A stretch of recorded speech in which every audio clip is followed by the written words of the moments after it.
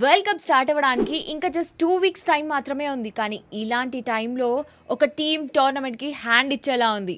Hi, this is Vaishnavi. Bangladesh ఇండియాలో జరిగే T20 world కప్కి మేము రాము అని అనేస్తోంది. దీనికి రీజన్ ఏంట్రా అంటే వాళ్ళేమో అక్కడ సెక్యూరిటీ ప్రాబ్లమ్స్ అంటున్నారు. కానీ హానెస్ట్గా చెప్పాలంటే అక్కడి పాలిటిక్స్ అండ్ పబ్లిక్ మూడ్. మన ఇండియా హిస్టరీ చూస్తే ఎన్ని ఇష్యూస్ ఉన్నా, అంతెందుకు మొన్న ఆపరేషన్ సింధూర్ తర్వాత కూడా పాక్ తోటి గ్రౌండ్లో ఆడింది.